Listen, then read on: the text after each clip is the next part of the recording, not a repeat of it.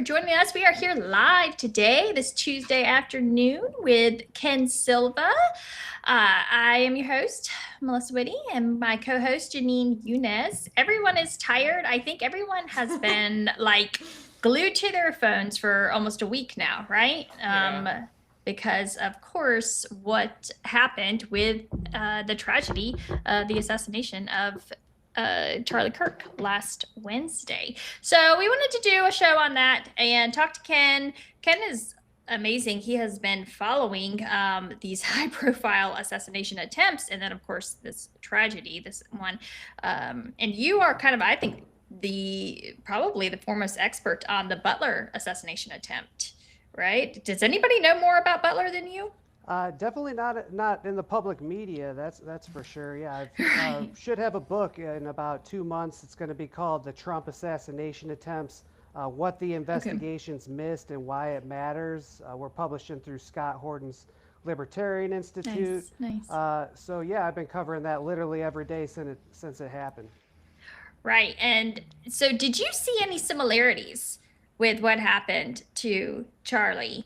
And do you buy the lone nut theory on either one? Uh, I so similarities. Obviously, the obvious one is rooftop shooter. But as Right. far as the alleged assassin or would-be assassin goes, they're both very politically ambiguous. I mean, we've gotten a lot of reports that Tyler Robinson is some sort of left-wing radical, and I guess Mm-hmm. he did have a boyfriend who was like gonna sexually transitioned, but if you look at Ken Klippenstein's scoop that he published just like Mm-hmm. an hour ago, I think it's a little bit more complicated than that. He was a pro Yep. 2A guy, and he Yep. didn't really, the big thing is he really didn't discuss his politics with his friends on the Discord channel. I mean, if you search Trump, it only came back with one hit where he's just talking about impeachment in like 2019. Same with Biden, there's just a couple hits. His friends Mm-hmm. all say that he didn't really express strong views, and that's a really similar with Thomas Crooks, is that we don't Right. know much about him. He was on Discord. Other similarities include that they're both really highly intelligent kids. They were both Mm-hmm. going to engineering technical schools as opposed to like a 4-year university. Mm-hmm. So we don't really have much at this point, but those are a few things that stand out to me. Right, yeah, and I read Ken's piece as well. I'll link it below so people can read it for themselves. And yeah, when I'm going through it today, I also went through the New York Times's article that they had pulled some of the chats, and it's very interesting because it's mostly joking, right? There's a clear joking element to the back and forth in which this Tyler kid, he says that the guy on the video is his doppelganger. He says he makes a joke, and then one of his other friends says he says, "I'm going to turn myself in," or they said, "We're going to turn you in for the $100,000 reward," and then another friend says, "Well, don't go to McDonald's." You know, obviously a reference to Luigi Luigi, Mangione. yeah. Um, case, yeah, and so it's just a clear they're joking, right? Oh, and he says, Yeah. but here's the thing, a part of the joke was he says, "I gotta go pick up my gun." So this was after the gun had, I believe, had already been found. Hmm. So that is quite a different that's very different than what was presented to us in the public, right? That he had said, that he was planning to go pick up this gun, and then now you see it in the context, and it's actually a joke about how I got to go pick up my gun, right? So that's pretty big in my opinion. A, um, a real big contradiction I also noticed is that in the New York Times story, at the very end, all his friends are saying, "Oh my God, I can't believe this is real," when the governor's like announcing that they got him. Whereas in the Washington Post and even in Ken Klippenstein's piece, he talks about sincerely telling them goodbye before he's going to turn himself in. So if that's the case, why would they be expressing such shock, which was reported in the Right. initial New York Times article. And the last thing I'll say about that is Discord denies that even any of the plot was discussed on its platform, which is another Right. huge contradiction. Right. It's a really big hole. There are huge holes all over this story, right? Yeah. And again, I know Janine, I'm sure, can tell you, I have seen it with my own two eyes. The government will just make stuff up in these Oh. in indictments. Like people think I'm kidding. I know people say, like, you say, like, the government will just lie. I really want to stress to people, you have absolutely no idea. Okay. Yeah. I remember being a young, like, little paralegal, and the first time I saw it, I was like, no, that's a lie. Like, that's a real lie. I can prove that's a lie. Well, and I just, people forget that like the government is just people. right. And there's like not particularly good people generally who go into to it. So, I mean, with, not everybody, I'm not trying to paint with a broad brush, but a lot of very cynical people who are just trying to accomplish certain aims go into government. So, yeah, they probably lie more than most people. I will never forget. We had this case where, and I was going to write a thread on this. We had a case where our client was accused of a drive-by, and they did a search of his house, right? And they found. Do you guys know those little, like, those metal cases, and they keep poker chips in them? Do you know what I'm talking about? Silver. Silver, right? Yes. And so we get the list, the evidence list in the discovery packet, and it says gun case, right? And I'm like, whatever. So I go and but the only thing was there wasn't a picture of the gun case as with the picture of all the other evidence. So I was like, well, I want to see this because that's kind of a big thing because our client says he doesn't have a gun. And I go and I find the video, the actual body cam video. And the craziest thing, this cop opens up this poker chip case. The poker chips are in there. She says, well, this looks like something that a gun could fit in. She dumps the poker chips on the bed, collects the poker case, and then marks it and labels it as gun case. Wow. Yeah. Just because it can hold a gun. Because it can hold a gun. And so technically she's not lying, right? It could hold a gun. You could absolutely put a gun in this thing, but you could put a gun in a freaking shoebox if that's your, But again, so it's just wild though. Like it was presented as if they had collected this gun case from his house, and then I had to go back and actually watch the body cam video to see that no, this is, and I remember just being kind of flabbergasted because I have one of those poker chip cases, right?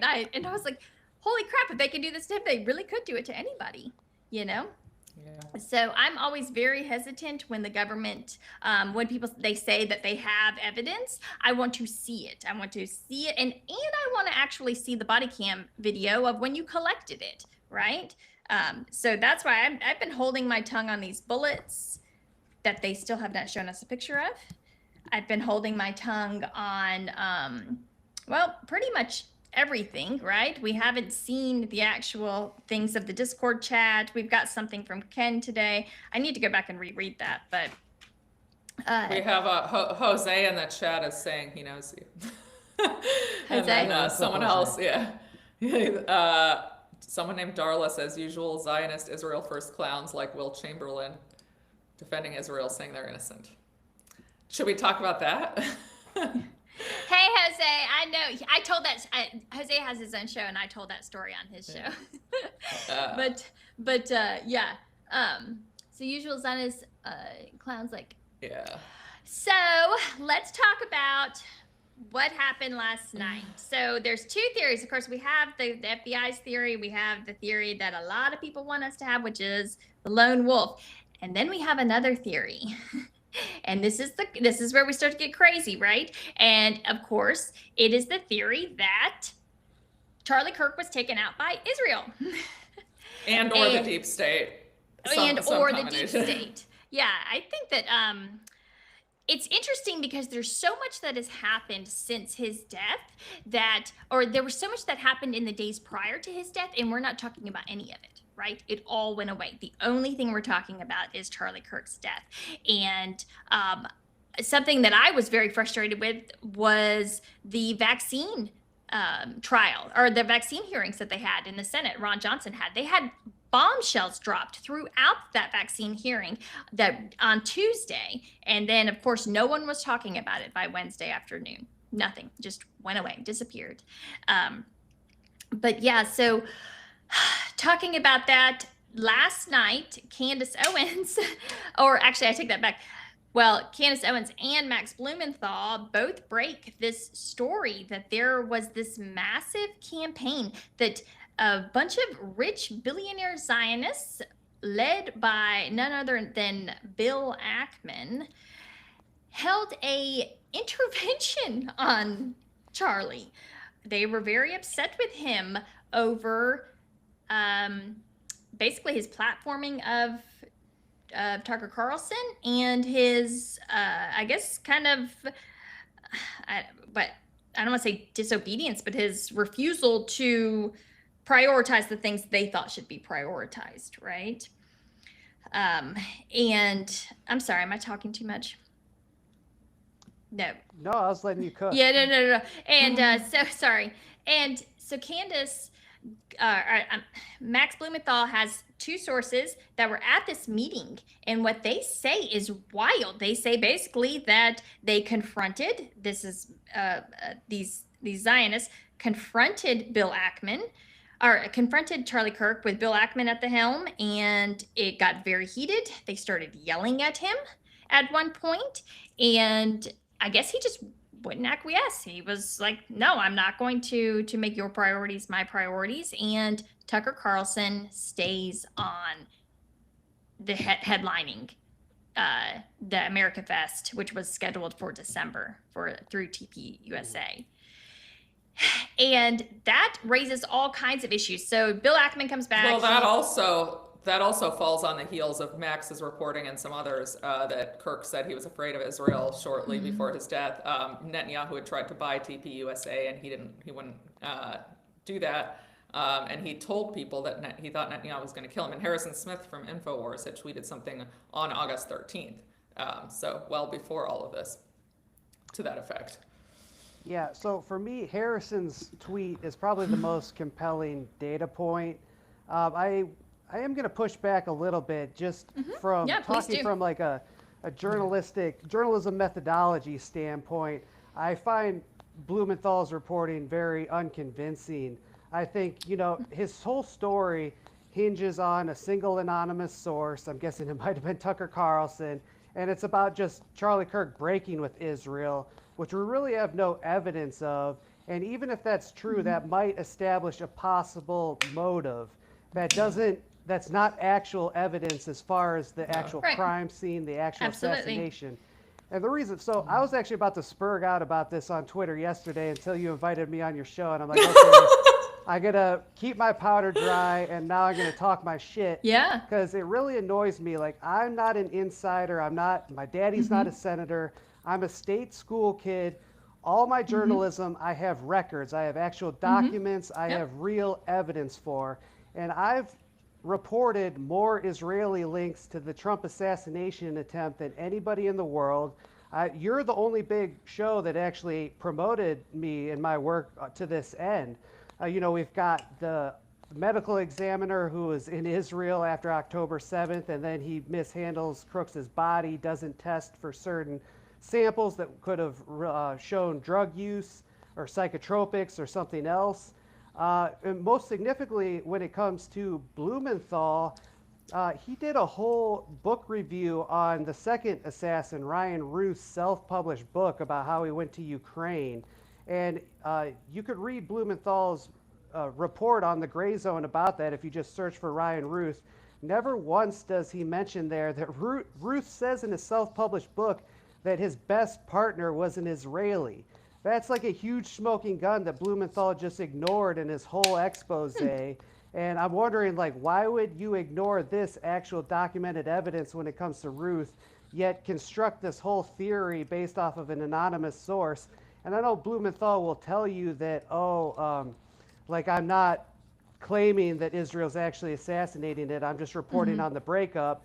But I think any reasonable observer will say like that's the message that people are taking from his reporting, and I think that is what he's insinuating.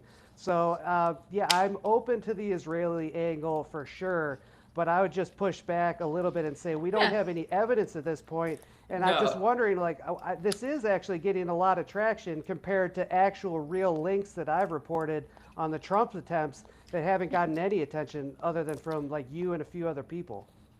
Well, there also, I do just want to say for the record, I'm not saying Israel did it. I have to say that. I'm saying there could be a motive. Yeah, There's yeah. some evidence he was afraid. That's not enough. I don't, I'm not willing to go out and say Israel did it. Certainly not. I think one reason is that this stuff is very easy for people to understand, right? It's like, and it's kind of sensational. Oh my God, Charlie Kirk was afraid of Israel. We can see the tweet from Harrison Smith. Some of the connections you drew with Crooks, which are amazing, and everybody should read them. But it's a little bit harder to wrap your head around in a little bit more detail, and it's just not as like easily explained. I think like this stuff you just see it in black and white. Harrison Smith saying Charlie Kirk is afraid of Israel a month before he's killed. That kind of. Well, yeah, and also I think definitely I would say I'm with me on your reporting. I'm totally with you, but I think that right here where we're starting with the Kirk is you're actually starting with the why. Why would they want him dead, right? Whereas Trump has quite literally given Israel everything they wanted, right? So then the question would be like, well, why would they want him not in the picture? Of course, he gave them everything they wanted after.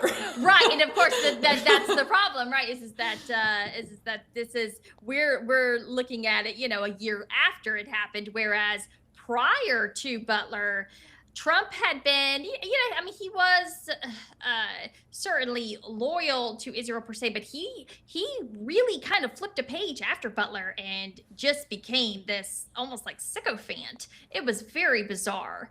And I know if you're Michael Trek, you say it's not bizarre if you just watch his record, but Also with Butler, you have the Iranian angle where they're continuing to push propaganda that it was Iran that was trying to assassinate Trump and using that to push us into war. So I think there you have more of a clear motive.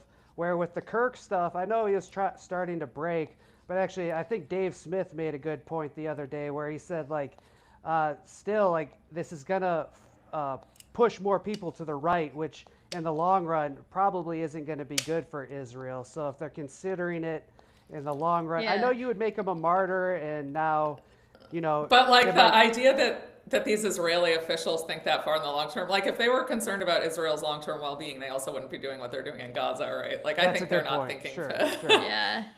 Yeah, for me, number one, I will not take any lectures about speculation from people who have not said anything about the fact that Netanyahu came out and said it was going to be an Islamic terrorist, that Itamar Ben-Gvir said it was going to be an Islamic terrorist, that Ayel Yaobi, or whatever his name was, came out and said that this was the Intifada.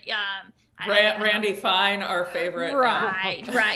Yeah, so they can speculate about, it being a Muslim terrorist all day long. But if somebody says it's Israel, then all of a sudden we've all got to have these come to Jesus about don't get trapped in the conspiracy theories and blah, blah, blah. I have no patience for that. All right. I don't know what I think about this. I've seen a lot. I have something that's been given to me that I haven't posted about yet. It's very weird.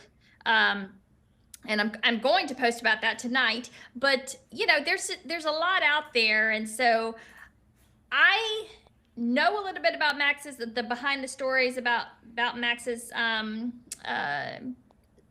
scoop. And then, of course, Candace, she's saying that these are conversations that Charlie and I had, so she's not obviously an anonymous source, and she's confirming this stuff. And then I think the most compelling part about it was the fact that, and I made a post on this, that Bill Ackman has this intervention with Charlie Kirk on the 4th and the 5th, and then Charlie Kirk goes on Megyn Kelly on the 6th of August, and he's pissed, and he flat out says that his character is being attacked. His what were the exact words that he said? His let me pull it up. I can play it for everyone. He says, here we go. Let me share it. Oh.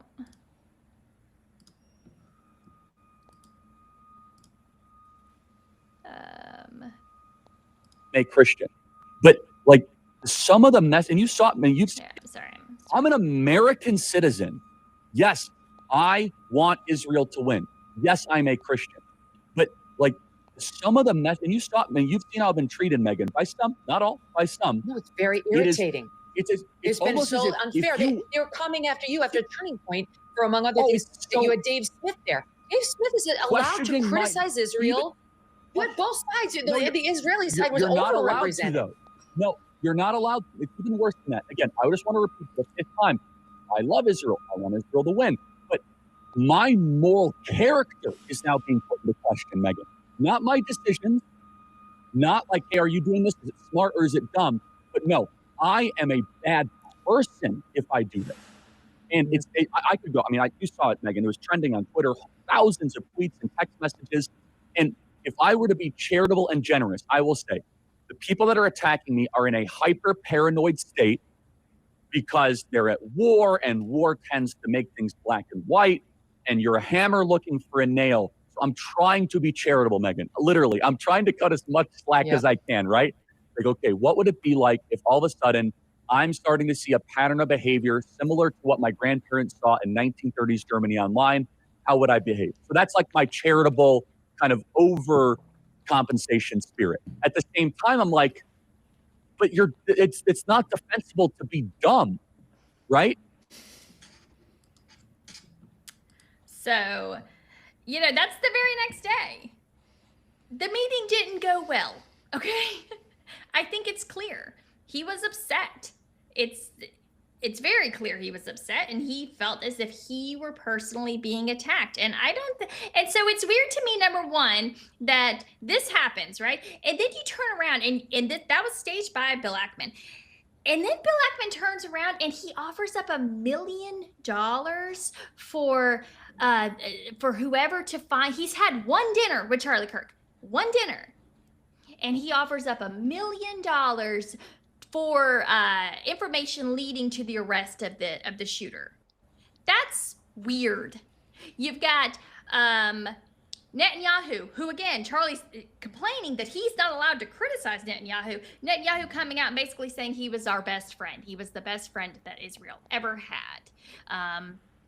And all of these other accounts that just a month ago were accusing Israel or Charlie of fomenting anti-Semitism and being, trying to attack Israel by allowing Tucker Carlson on his platform. Now, all of a sudden, Charlie was our best friend ever. And if you suggest for even a second that we had anything to do with his death, then, you're a kook, or even worse, you're evil, and maybe you had something. I had several people in my thing saying maybe Candace had something. That's ridiculous. Yeah.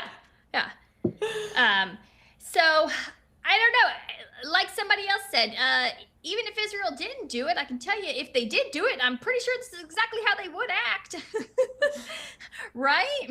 Yeah, fair enough. I would say if they didn't do it, then they probably have a real interest in solving this crime. And since, they get copies of all the NSA data, they're totally embedded in the FBI, they're probably involved in this investigation. So, I mean, there are a couple other possible culprits. Let's not forget that Trump has been fucking with a lot of people's money. I mean, you defunded USAID, you fired a lot of people in that part of the deep state. A lot of the professors are losing their money. So there are, possible motives that point to like turbo libs. And of course, the question would be like, who benefits? But we all know like they're called libtards for a reason because they don't consider the second order effects of their actions. So it's just as plausible to me that some turbo lib portion of the deep state did this just out of rash, knee-jerk reaction against Charlie. Of course, if that's the case, then you think Israel would be able to solve this crime. The last thing I'll say about it is the weird thing is that Bill Ackman also offered the money to the father. But to steelman the case, I guess the biggest compelling reason why it really was Taylor Robinson is why would your own father turn you in if that wasn't the case? I mean, I wouldn't want to question the father's motives. So is that actually what happened? The father turned him in? According to the FBI, it's once they release photos of the suspect, the father and a youth pastor, which is kind of weird. But I guess they confronted him, and he strongly insinuated that, like, yes, I did it. And then they convinced him to turn himself in. He posts that on Discord, and then they bring him to jail. And oddly, he's done a 180, and now he's exercising his Fifth Amendment rights, which I think it's which is the smart thing to do. If you ever get arrested, don't talk to the cops. And I don't like. I tell everybody that. Yeah. The governor and the FBI director is like, oh, he's not cooperating. Well, that's his constitutional right, and you're kind of like stigmatizing that. It seems like you're already trying to poison the well. The Supreme Court has literally said silence can't be used against you. I mean, that's the whole point. So they shouldn't be doing that. But again, I wouldn't want to know why the father turned himself in, and if he didn't, he should be speaking out against what the FBI director said, because he even repeated that in a congressional hearing this morning. Right. Yeah. So another thing I was looking at was the timeline. Right. So. I have gone through the timeline meticulously, and it's tight, to say the least. Okay. It is a very, very short time period from when this kid reappears on camera to the time where the shooting takes place. And do you happen to know? I was told now by two different people that when Turning Point does these campus setups, they set up that day. Mm-hmm. They don't set up the day before. So I had heard, and I was in like a chat, and somebody said, no, sometimes they set up the day before. But then I talked to two people who had actually worked with TPUSA, and they said, no, it's always day of.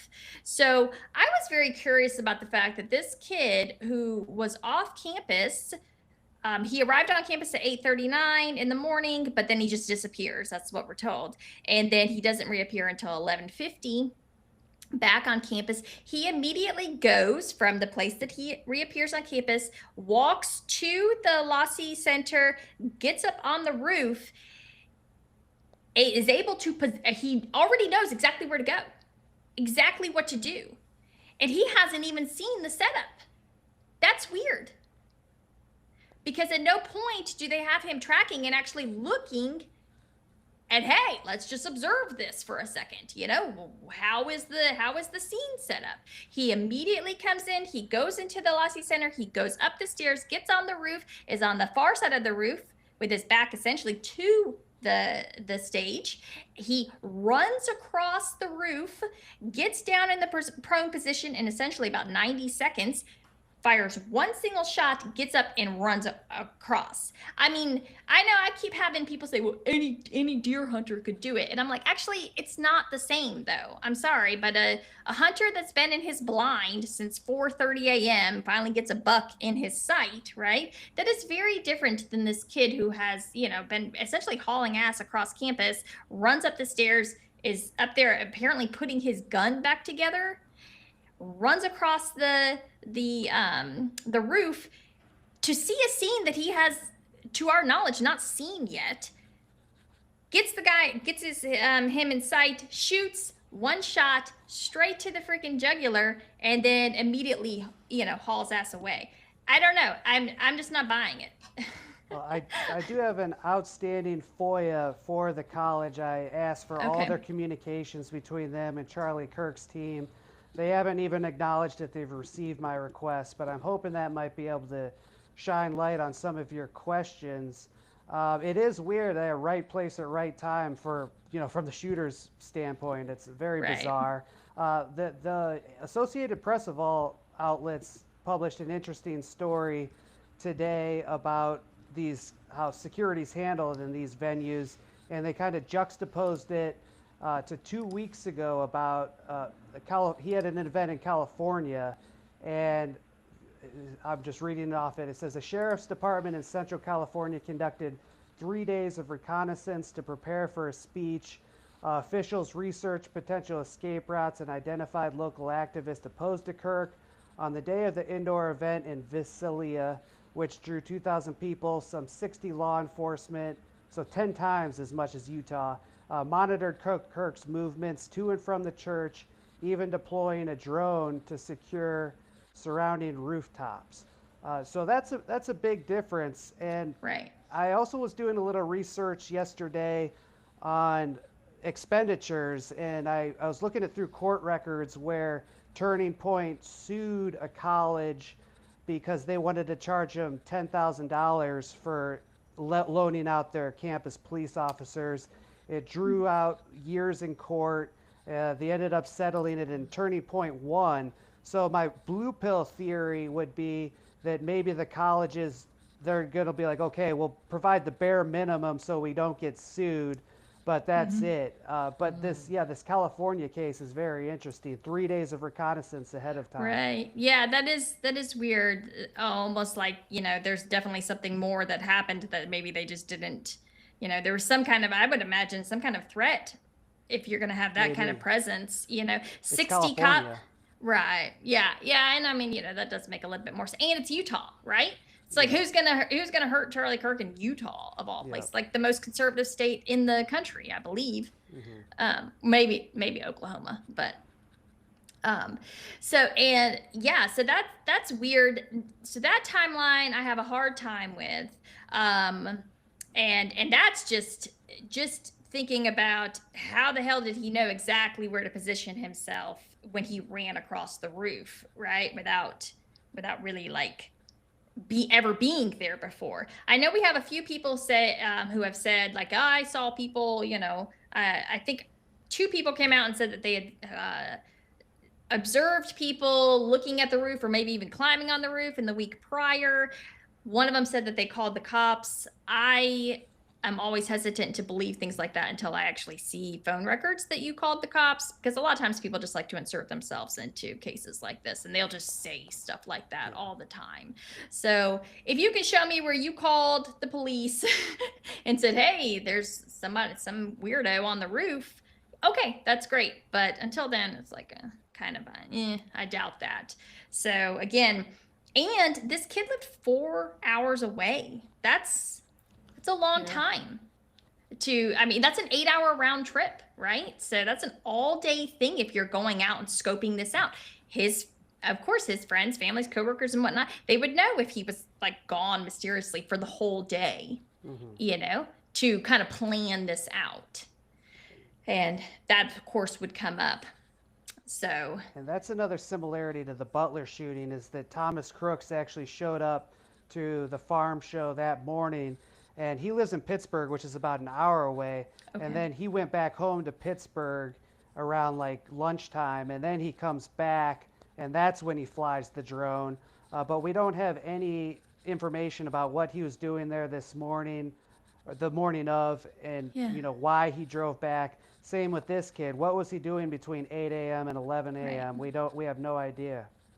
Yeah, it's weird. It's very weird. And I'm just, why have we not seen the video of when he showed up in his Dodge Challenger in the different clothes? Where is that at? They could just put Ring doorbell footage of that. Of him showing up in the Dodge Challenger? The Challenger doesn't look gray to me, though. It could have been somebody else's Challenger. It's like, I think TMZ released some stuff, but it's not conclusive at all. Okay, yeah, I know. I went and found a local news channel, which they were actually talking about the Challenger, and they said the Challenger was in the family's driveway. There was a gray Challenger in the family's driveway. So presumably, once he runs off, stashes the gun, he goes back and gets his car, right?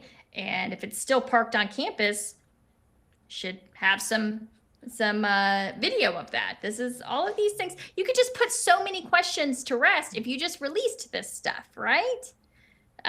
But for reasons unknown, that's all we're gonna, we haven't gotten any of it. We've gotten one picture of a gun, and that's it, I believe, right?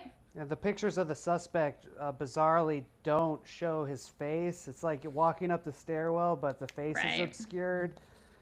So yeah, that's annoying thing about Kash Patel is that he's posturing as like this is the most transparent FBI ever, Yeah. and he's kind of dribbling out certain information that it would satisfy you if you got a day job and you're not paying attention. Maybe you'll be like, yeah, okay, this is a lot more than we got on Butler, but it's really not.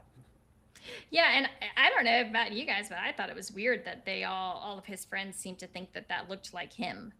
You know, because I was like, really, I just can't make that Yeah. out. I don't see it. Yeah, obviously I don't know him, so I don't know his facial expressions. Maybe he kind of has like a stone face a lot, so they could just see it, or maybe they recognize the hat or the shirt is the other thing I was thinking of, which might, which would be much more common.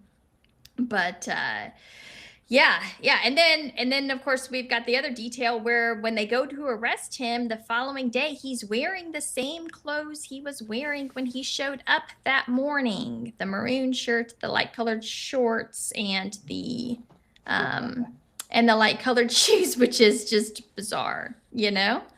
Yeah, and It's when you talk about them kind of presenting the evidence like misleadingly, we also have Kash Patel said, "Oh, we have DNA confirming that he's connected to the rifle." But if you listen to him closely, the DNA comes from the towel that the rifle was wrapped in, and okay. the rifle has actually been sent to an ATF office for analysis. And I don't know if they're doing fingerprint or DNA analysis on the rifle itself, but it's a lot different to have DNA on a towel than it is on the rifle Yeah. itself. Another thing is we got the so-called note that he supposedly left, and the note was totally destroyed apparently, but Kash Patel said, "Oh, we know what the note says because of, quote, aggressive interview posture." Like, what the hell does that mean? They just talked to somebody. He's like, "Oh, trust me, bro. This is like the note says that he was going to kill Charlie Kirk."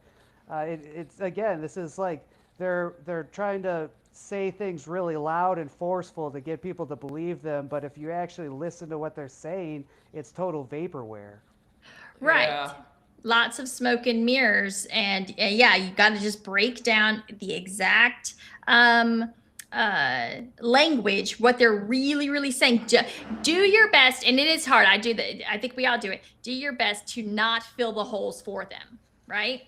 To just let the holes be and then sit on it and think on it. Last but not least, let's get to this George Zinn, because that's bizarre too, right? George Zinn is the old man that they arrested right away. He creates this massive scene where apparently he was telling people he was the shooter. Am I correct? I don't want to be wrong on that. Yep, yes, He's "Shoot that me, I'm the older. He's shooter." the older guy. Yeah. That Yes. I like saw some picture of him in handcuffs, and I was like, that looks like Bernie Sanders, but he didn't actually look like Bernie Sanders. A Yeah. little fatter. Yeah. So this guy is like featured in a 9/11 documentary talking about how he watched 9/11 happen and it changed his life. He was a witness to it or something like that. Then in 2013, he goes to jail for a year because he fakes a bombing at the the Salt Lake Marathon, kind of copycatting or something like that the Boston Marathon. Yes. Okay. Now this guy just so happens to be there the day that Charlie Kirk is shot, and he makes himself a diversion. He says, "I'm the shooter. Shoot me. I'm the shooter." He gets That is arrested. so weird. I Yeah. knew that, but somehow hearing it again makes it so much weirder. Yeah. Yeah, I know. I had one of my guys in the comments, he actually did, he asked Grok or the ChatGPT, like the probability of someone being present or being related to these things. It was like a 1 in 500 trillion chance that on just sheer coincidence that this man would be so heavily involved in 3 separate things like this, right? Because it's, So what do you think of that? The Utah bombing's especially strange. I was going to say that, these washed up hippies kind of end up turning up at these type of events. They have nothing better to do. And if you look, 3,000 people there, the odds 1 in 3,000 that somebody's going to do something very strange like that, it seems plausible. But yeah, after hearing you repeat the stuff about 10 years earlier and then on 9/11, it stretches the imagination. I guess I wouldn't think that he was consciously in on it. I think maybe somebody told him to go there. He's being charged with felony obstruction of justice right now, so he's probably going to go to jail for a long time for this latest stunt. It certainly adds to the, suspicion that there's more to this than, just some random crazy kid.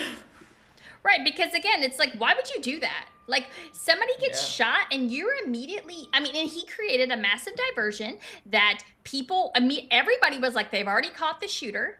No one's looking for the shooter. No one's observing things.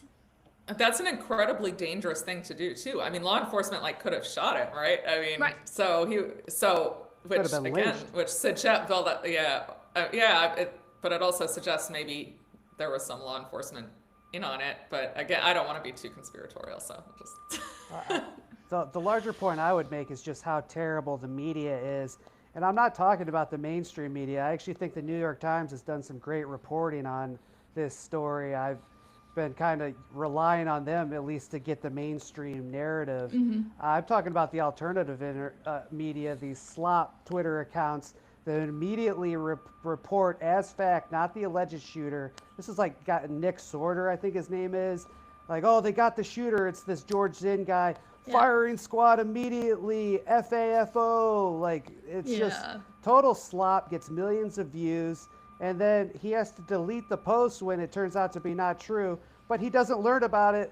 Then Kash Patel announces later that night, before he goes out to a fancy Italian restaurant, that, oh, we have another subject in custody. Again, nobody learns. Oh, FAFO, firing squads, Right. Let's execute him without a trial too. And then, then with Tyler Robinson, it's the same thing. It's no journalistic responsibility, and it's just, it drives me fucking crazy. Pardon the French. Yeah. Well, and another, we don't have to get into it too much depending on what you guys want, but what's, as a free speech lawyer, what's driving me nuts is the censorship now, it's just crazy coming from the right, the cancel culture censorship around this issue. It's just, it's extreme. I don't know if I've ever seen sort of a mob mentality around this. Yeah, I'll tell you, I'm hesitant to post anything anti-Kirk just because I know I'm going to pay a huge professional cost, even though I don't think he was. I'm skeptical about Blumenthal and the whole thing that he was breaking with Israel. If anything, I think he was moving with the Overton window. He had to adjust before he lost his entire audience, kind of what a lot of other people in that space have been doing. But yeah, I've had to, watch what I'm posting too. Yeah, I will say I am particularly disgusted by some of the celebrations. Really, some of them, these people look like demons out here. I've never seen anything like it.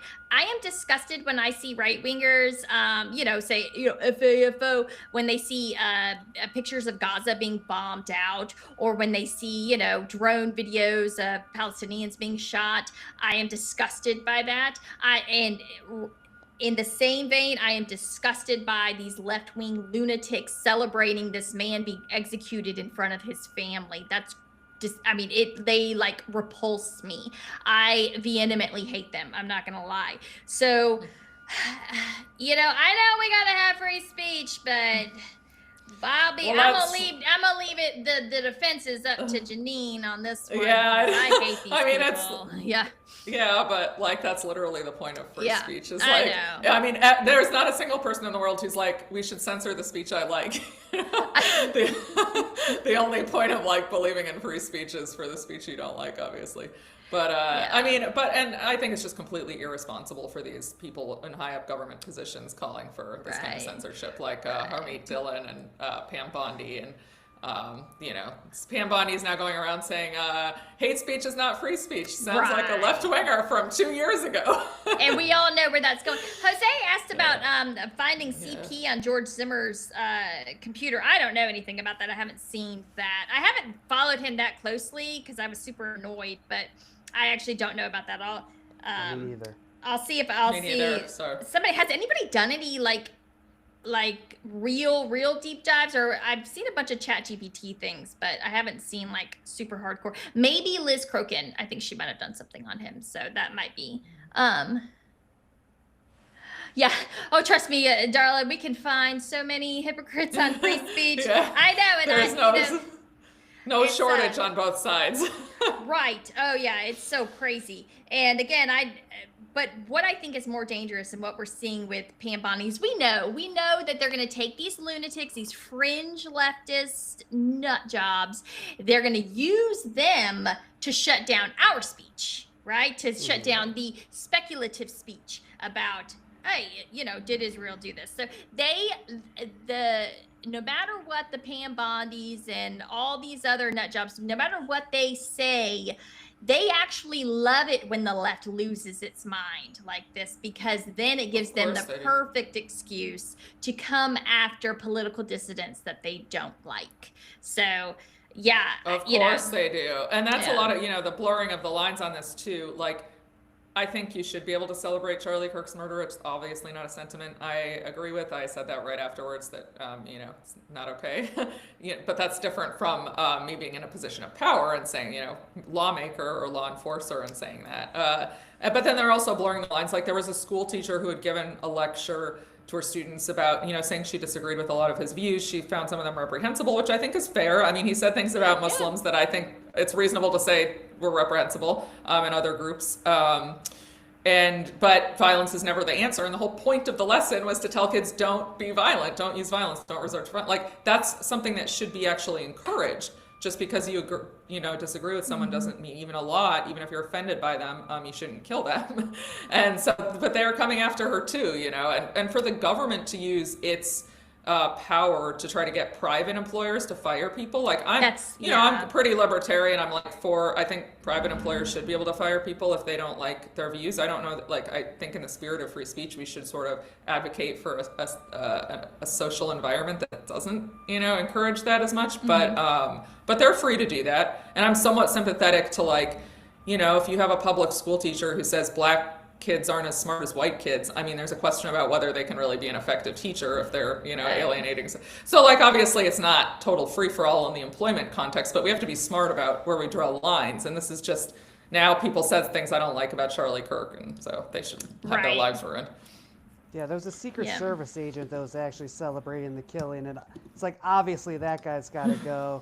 The professors, the people in influential positions, I would say they've got to go. Yeah. But then you've seen, I think there was a case of a cashier at Dollar Tree, and then the libs of TikTok was trying to get him fired from. I mean, seriously, just leave that person alone. They have a miserable life already. You got to remember that a lot of the most disgusting comments about this are coming from anonymous accounts, which who knows, they could be foreign state actors. Well, they could be FBI informants. I wonder if that kid that stomped on Charlie Kirk's memorial was some kind of informant or something. I think people need to think twice before they react, because these could be anybody. It could be bots. Well, I already pointed it out yesterday. Somebody retweeted, this bot, and it's this Indian account, and it's only got 288 posts, and I start scrolling through, and what do you know? It's it just pops up every now and then to really post about just random things. One was COVID, and then it was about the Afghanistan withdrawal. It went from COVID in 2020 to Afghanistan withdrawal in 2021 to the Barbie movie and Taylor Swift tickets, which I thought was hilarious because there's lots of CIA conspiracies around that, to Iranian revolution tweets, to now it's celebrating Charlie Kirk's death. It's clearly this is a bot farm. Who's paying for this, right? Who is paying? Because of course bot farms aren't free. So who is paying for this? And I think that's an interesting question to ask. But just be mindful, of course, of these accounts, especially if you go and look and it's bashing Charlie Kirk and it's only got 150 posts. It's probably a bot, to be quite honest with you, right? If it doesn't have any kind of, and they get rolled out to create a narrative and to drive division, and it's exactly what they want. Exactly. That's what I always try to remind people is like people in power love this because it allows them to cement more power. They love it when we hate each other and we advocate for taking away each other's rights. And like, the cashier who said something distasteful about Charlie Kirk's death is really not your like real enemy. It's it's the government. Right. No, I mean not always, but usually. Yeah. Yeah. But all right, well, we have to go. So thank you so much for joining us, Ken, and let everybody know where they can follow you. Yeah, well, thanks for getting my Blumenthal rant off my chest. I've been holding that in. I also feel like that Janine and Max Blumenthal are good friends. Oh, okay, I was gonna say, I feel like as in full disclosure, I'm really good friends with Max and his wife. Like we hang out all the time. They live in DC, so I will refrain from that. That's one reason. I take it all back then. No. Headlineusa.com is the website, at JD_cashless on Twitter. And yeah, thanks again. It was good catching up with you guys. Yes. And hold on for just 1 second. Bye, guys.